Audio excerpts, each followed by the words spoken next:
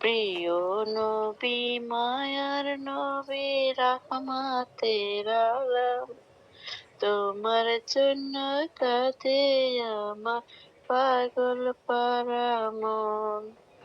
জীবনে মরণে আমি চাই গো তোমার, আমার মন কান্দে রে, আমার প্রাণ কান্দে রে, কোথায় গেলে পাবো আমার প্রিয় নবীকে।